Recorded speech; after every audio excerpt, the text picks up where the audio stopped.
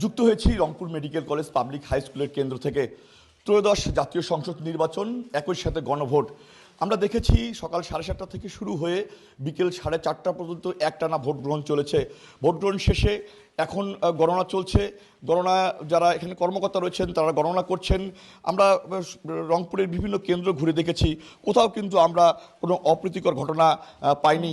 আপনি জানেন যে রংপুরে মোট ভোট কেন্দ্র ছিল 873টি এবং বুথ ছিল 4988টি।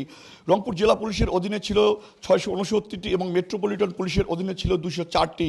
এর মধ্যে ঝুঁকিপূর্ণ 216টি। ঝুঁকিপূর্ণ কেন্দ্রের রংপুর সিটির ভিতরে 121টি এবং জেলায় 95টি। রংপুরে কিন্তু পুরো জেলায় ভোটার সংখ্যা ছিল 25,99,202 জন। এর মধ্যে নারী ভোটার ছিলেন 13,06,333 জন এবং পুরুষ ভোটার ছিলেন 12,92,838 জন।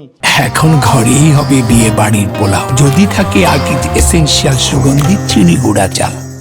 আমরা সকাল থেকে বিভিন্ন কেন্দ্রে ঘুরেছি, সেখানে দেখেছি যে একদম উৎসব মুখর একটি ভোট গ্রহণ চলেছে। কোথাও কোনো বড় কোনো অপ্রীতিকর ঘটনা আমরা দেখিনি। এখন ভোট গণনা চলছে। ভোট গণনা শেষে হয়তো জানা যাবে যে কত ভোট কাস্ট হয়েছে এবং কোন প্রার্থী জিতেছেন।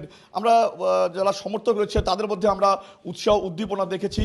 এই ছিল রংপুর থেকে আমার কাছে ত্রয়োদশ জাতীয় সংসদ নির্বাচন এবং গণভোটের সর্বশেষ সংবাদ।